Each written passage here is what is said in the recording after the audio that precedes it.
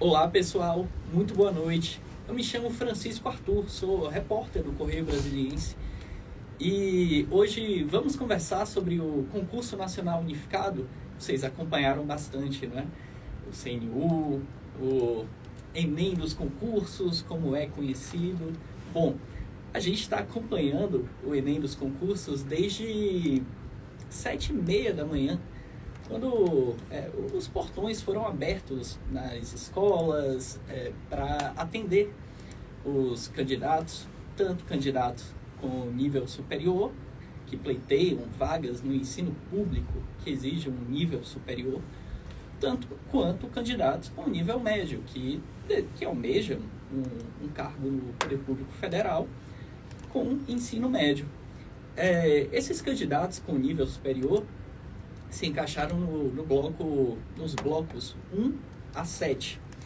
Eles, durante a manhã, fizeram provas objetivas de conhecimentos gerais e uma prova discursiva. Já os candidatos que pleiteiam uma vaga no Poder Público Federal, que exige ensino médio, são do bloco 8, no CNU, e fizeram provas objetivas também, de conhecimentos gerais, e fizeram uma prova de redação. Bom, essa foi a manhã de hoje. O CNU também contou com provas aplicadas no período da tarde. Durante a tarde, os candidatos dos blocos 1 a 7 fizeram provas de conhecimentos específicos. Já os candidatos do bloco 8, aqueles que pleiteiam uma vaga no Poder Público Federal que exige o ensino médio ou ensino técnico, fizeram provas objetivas também.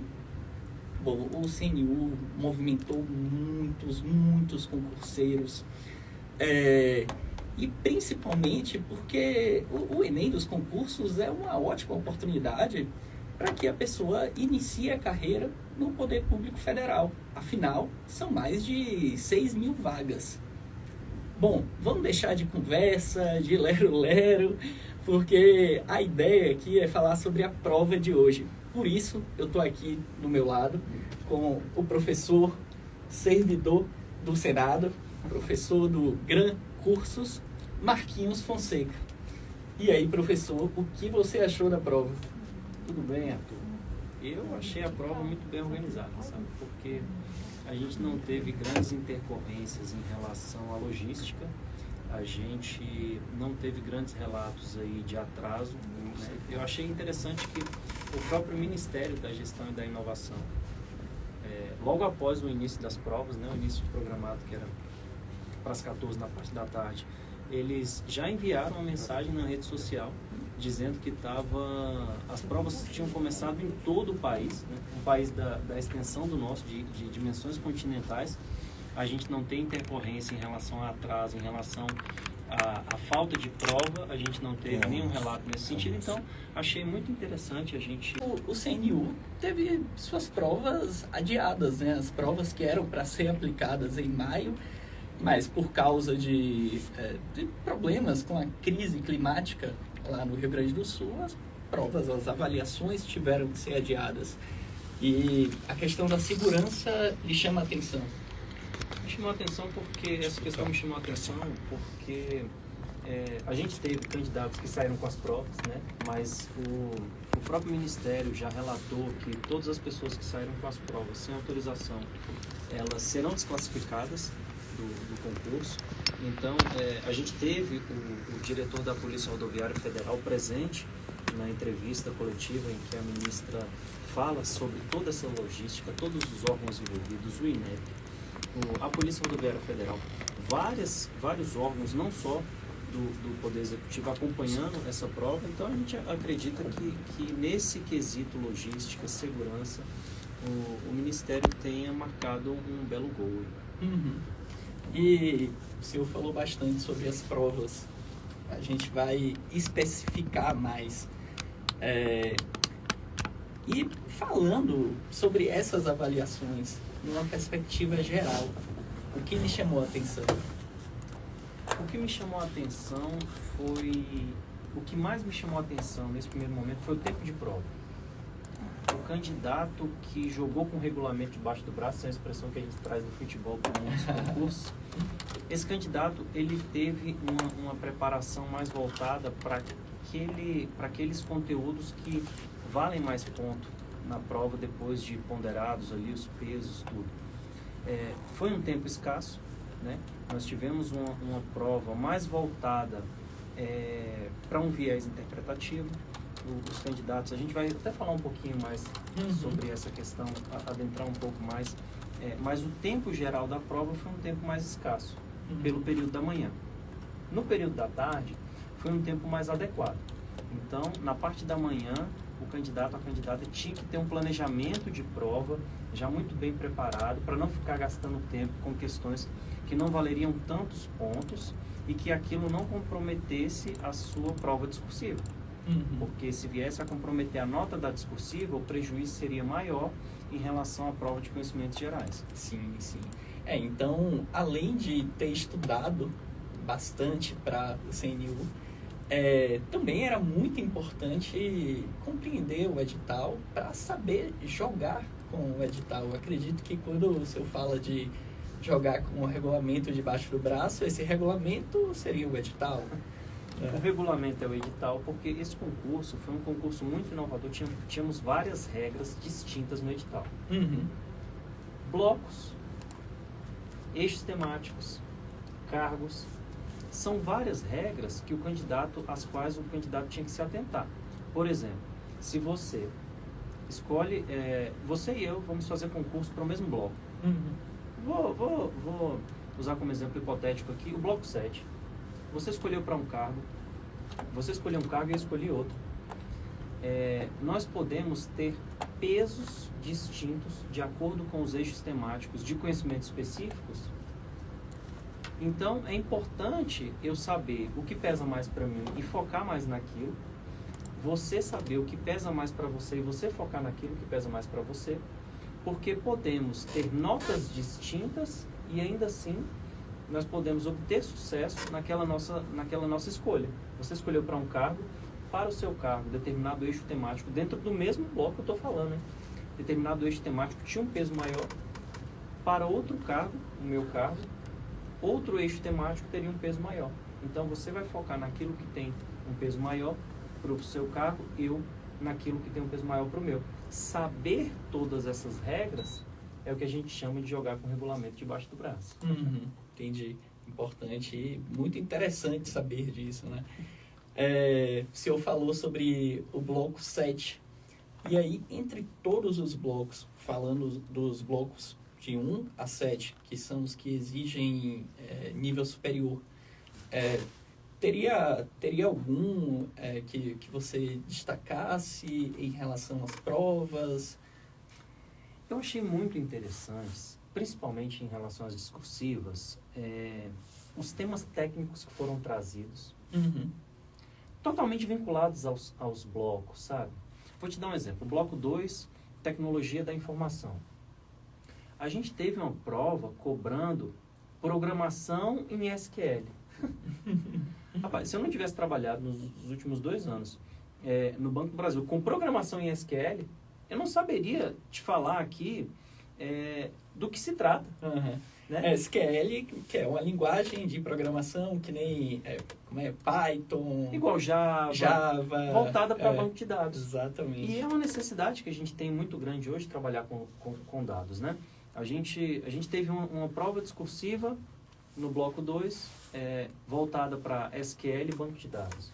A gente teve uma prova discursiva no bloco 4, voltada para os direitos trabalhistas da gestante em situação insalubre, por exemplo, sabe? Quando a gente vê esse tipo de tema sendo cobrado de acordo com o bloco, a gente vê que tivemos cobranças técnicas na parte discursiva, cobranças vinculadas àquilo que o edital trazia na parte de conhecimentos específicos. Então, eu achei uma prova muito bacana, assim, no sentido de não fugir do edital, sabe? Não ter uma questão polêmica, pelo menos por enquanto aqui, em relação aos relatos dos nossos alunos. não tem uma questão ali que tenha fugido muito daquilo da expectativa de como poderia ser cobrado. Então, eu acho que esses temas técnicos das discursivas foram muito bacanas para a gente ver, assim, a cara de como seria esse CNU. Estava todo mundo esperando para ver como viria esse CNU, né? Quando eu fiz uma live na inauguração, na publicação do edital, a live está quase 200 mil visualizações. O que tinha de gente reclamando dos conteúdos trazidos nos editais. Agora virou viés ideológico. Agora a gente só vai falar de justiça social. E a gente vê temas de discursivos que têm um peso relevante voltados para a parte de conhecimento técnico. Isso eu achei muito positivo, sabe, Arthur? Sim, sim. E aí o senhor falou também sobre o tipo da prova, né, das provas em geral. Se elas tinham um viés mais técnico ou viés interpretativo. Você tem um ponto sobre isso, né? Tenho, porque a prova veio... A gente queria saber como seria essa prova da Sesgran Rio. A Sesgran Rio não fazia provas grandes, com exceção do Banco do Brasil aí, que ficou para trás, nos últimos anos. Então a gente tinha expectativa, porque a Sesgran Rio, anos atrás, ela era uma banca que passava por vários pontos dos editais, não era uma banca que tinha predileção por determinado assunto, cobrava mais uma letra da lei que a gente chama carinhosamente lei seca, que é a lei como sem muita interpretação por trás dela, sem muita doutrina por trás dela, sem muita jurisprudência. E a gente tinha expectativa muito grande de como viria essa prova. Essa prova veio exigindo a capacidade interpretativa do candidato, não apenas naquelas questões de língua portuguesa. A prova exigia uma capacidade interpretativa do candidato, por exemplo, em questões técnicas de conhecimento específicos. Tinha questão que perguntava, dava um texto ali como parâmetro, trazia um texto como parâmetro para o candidato e trazia 5 alternativas. 5 alternativas que não fosse o comando da questão, elas estariam corretas. Mas a questão falava qual é a resposta de acordo com o texto anterior. Se o candidato passasse por essa minúcia interpretativa, ele não teria um resultado de êxito. Então, essa interpretação da prova, a gente conseguiu verificar em várias disciplinas distintas, não somente na disciplina de língua portuguesa. Isso foi bacana. Isso também exigiu uma capacidade do candidato de gestão do seu próprio tempo de prova, sabe? E isso eu achei legal, isso eu achei bacana, assim, esse viés mais interpretativo, mesmo fora da disciplina de língua portuguesa. Sim, bacana. E vocês, pessoal? Vamos aproveitar o professor aqui que está falando do viés interpretativo da prova, que falou bastante está falando ainda bastante sobre o CNU de hoje. E mandem perguntas, mandem qualquer pergunta que eu vou falar aqui pro professor e eu posso fazê-las para o professor aqui, que eu vou ficar de olho. Vou tentar trazer uns alunos para a live também, vou pedir para participar ao vivo aqui dela, para a gente ter mais gente participando aí. Pode ser que algum aluno queira tirar uma dúvida ou outra aí, pedir para participar ao vivo aí, para a gente ver se a gente consegue sim, trazer mais dúvidas dos alunos aí. Mas aí, voltando ao ponto do CNU como uma forma de seleção de profissionais para o serviço público. Como que esse modelo de concurso unificado pode trabalhar com gargalos do serviço público? Arthur, agora eu vou voltar um pouquinho lá no edital para responder essa sua pergunta, sabe? A gente falou que esse concurso foi muito inovador desde o início. Para mim, uma das maiores inovações não veio em relação à disciplina cobrada, sabe? Para mim, uma das maiores inovações, que eu falo de jogar com o regulamento embaixo do braço, foi a seguinte: eu vou abrir um concurso que tem vaga, tem cadastro de reserva. Uhum. Além disso, tem a possibilidade de o candidato que ficar um pouquinho mais para trás ali na lista de aprovados, que não ficar dentro das vagas, que não ficar dentro, que não conseguir ali, às vezes, tomar posse enquanto um servidor estatutário, ele tem um período de experiência junto ao órgão. Ele vai passar ali por um período, 3 anos, em que ele tem contato com o serviço público, em que ele presta um serviço público, mas de forma não estatutária, não vinculada, e aí ele tem uma vivência para saber como é o serviço público em si. Por que eu tô voltando ao edital para comentar isso?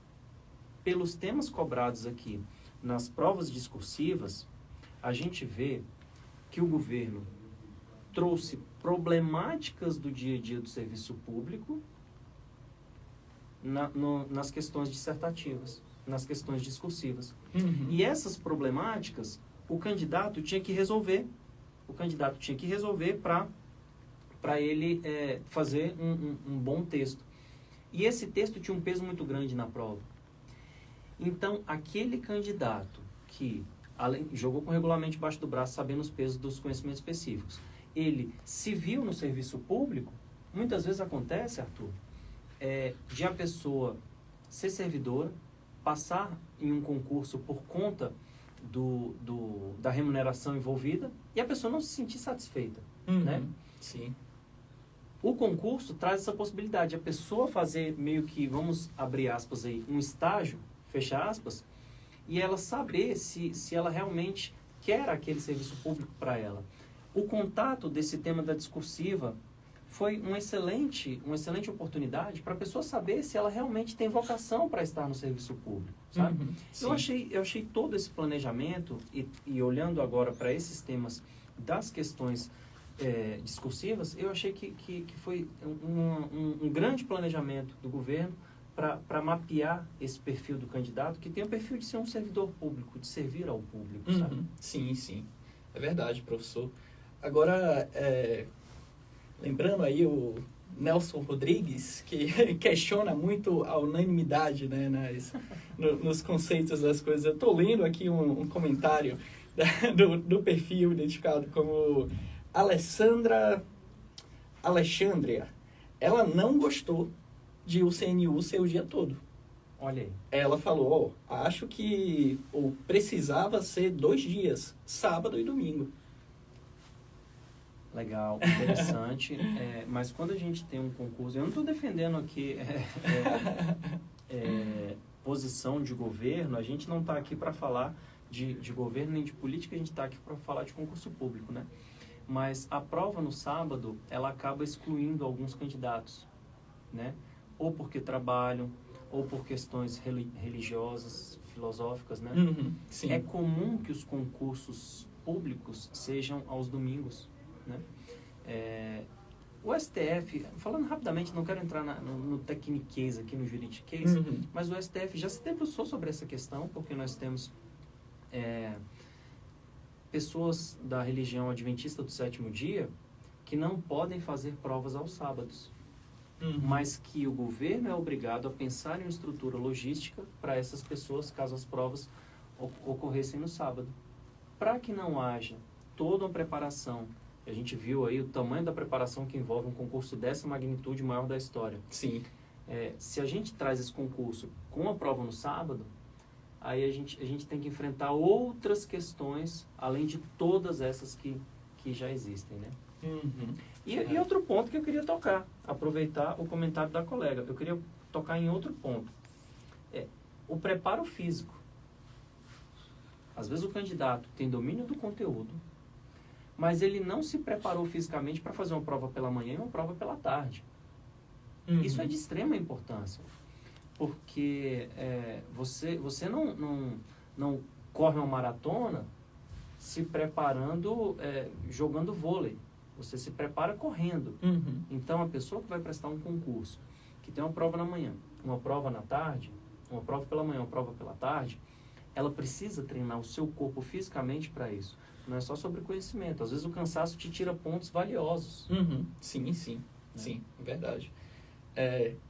E tem uma outra pergunta que Compreendido, Alexandre. Muito obrigado pela participação. Eu vou ler um outro comentário aqui, que é do perfil Leandro X120. Leandro pergunta, aí uma pergunta sobre o cronograma. Alguma data prevista para os resultados? O Ministério divulgou que os gabaritos preliminares serão disponibilizados a partir do dia 20, terça-feira, depois de manhã. Terça-feira, né? Terça-feira. Então a gente já pode ter ali um contato, mais ou menos, com prováveis rankings. Concurseiro que gosta de ser ansioso, a gente brinca que concurseiro e ansiedade são pleonasmos. Então, a partir de terça-feira... já pode... então, ó, não posso falar para ficar tranquilo, né? Mas também não tá tão longe. Terça-feira já vai dar para ter uma ideia, né? Pelo menos das respostas. O pior já passou. O pior já passou, que é você se preparar para a prova, ansiedade lá no céu, a gente vai com aquele piano nas costas, que eu brinco muito assim, eu falo que a gente vai com o piano nas costas, tem muita gente que deposita toda a sua expectativa em uma aprovação em um concurso público dessa magnitude. Então, aí é que a gente vai com uma expectativa muito grande, uma pressão, muitas vezes interna até maior do que a externa, muito grande, mas a palavra é de conforto. O pior já passou. O que tinha de gerar de ansiedade, pelo menos em relação a como vai ser essa prova, o que vem de novo, já passou. E agora é só aguardar as próximas etapas. Exato, só aguardar, exatamente.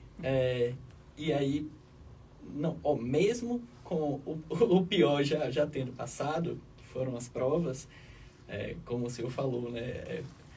Ansiedade e concurseiro são praticamente sinônimos. Então, aí, muito provavelmente, o candidato vai pensar, nossa, mas como que eu vou saber? Beleza, eu vou tirar uma boa nota, porque eu acertei uma boa quantidade de questões. Mas como que eu vou saber se eu vou ser convocado? E como trabalhar emocionalmente com isso?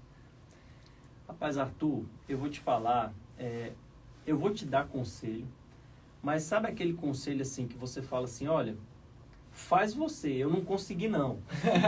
Por que eu tô falando isso?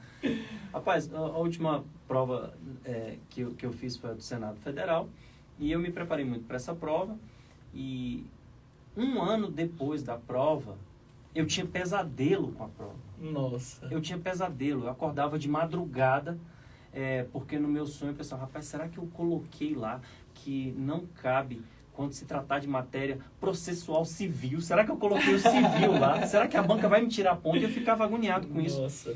E eu acordava tendo um pesadelo. Eu falava, calma, já passou. E o que eu queria trazer de palavra de conforto aí para os candidatos que agora ficarão nessa expectativa é a seguinte: o pior já passou, sabe? Muitas vezes a gente quer se definir por uma prova, mas uma prova não nos define. Eu gosto sempre de trazer um exemplo aqui da minha amiga pessoal, Milena. Grande abraço, Milena, se você estiver assistindo a gente aí ao vivo. A Milena, ela passou para a magistratura do trabalho. Quando ela recebeu o resultado da magistratura do trabalho, 45 dias antes, ela reprovara para analista judiciário do TRT. Nossa.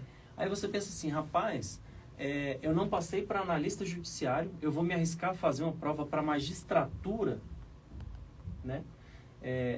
Não vou, né? Logicamente você pensa assim, não vou, uma prova muito mais difícil, uma prova que vai exigir muitas outras habilidades minhas, além das habilidades objetivas e subjetivas, discursivas ali, tem muito mais etapas. E ela foi aprovada na magistratura do trabalho. Então assim, ó, a gente não tem domínio de quando a gente vai passar. A gente tem que fazer a nossa parte. Se essa prova veio para você, por exemplo, como a gente brinca, magistratura do trabalho veio para minha amiga.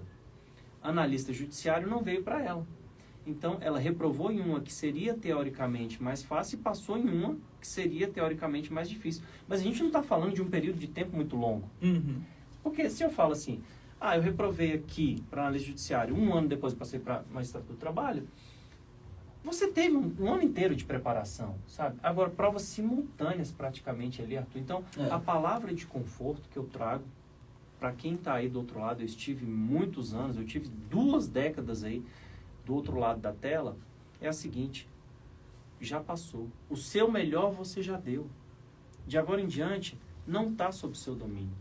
Se você... Eu vou lembrar um amigo meu chefe, eu fui 15 anos do Banco do Brasil, tive grandes mestres lá, grandes chefes lá. Sim. Um deles falava o seguinte: o que não tem solução, solucionado está. Se não está sob seu domínio, deixa de lado, espera o tempo passar, que as coisas vão acontecer no momento certo. Isso, exatamente, professor. Só uma última para a gente fechar.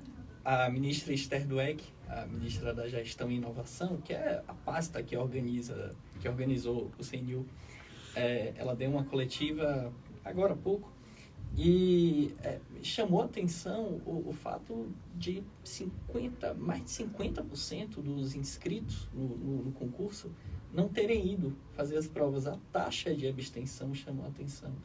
Como que explica esse dado? A gente já vinha falando para os candidatos. Tem post ontem do GRAN falando o seguinte: se você fez a prova da manhã, não sentiu que foi tão bem, vá fazer a prova da tarde. Tem post ontem no perfil do GRAN Curso, podem ir lá para ver que eu não estou mentindo, dizendo isso. Porque a abstenção é muito grande. Muitas vezes você acha que não dá, e dá, né? A gente vive um momento de grandes concursos públicos e de muitos concursos públicos ao mesmo tempo. Uhum. Eu vou citar só os do Poder Judiciário da União, tá, Arthur? Que já saíram. CNJ, TRF 1, 2, 3, 5, TSE, tá para sair STJ, não é Poder Judiciário da União, mas tá para sair MPU. Uhum.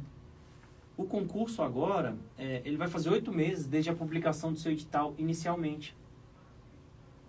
Quem começou estudando para o CNU antes de todos esses concursos que eu citei agora serem publicados, a pessoa se deparou com disciplinas inovadoras, disciplinas que não são costumeiras ali para aquele que a gente chama o concurseiro raiz. Uhum. Né? O concurseiro raiz é aquele concurseiro que já vem estudando as disciplinas que, regra geral, são cobradas em concurso: português, constitucional, administrativo, raciocínio lógico.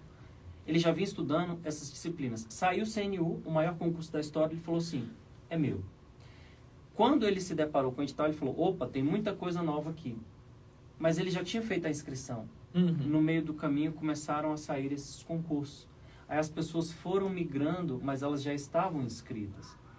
Então isso explica muito dessa abstenção. Sim. Aí por volta de 50%. Além disso, a pessoa não fez uma boa prova da manhã, acha que já está tudo perdido, quando na verdade a maior nota está no período da tarde. Uhum. Então esse tipo de situação acaba impactando muito esse número de abstenção, né, Arthur? Uhum. Sim. Pois é, então ficamos com a palavra de paciência, calma, que vai dar tudo certo.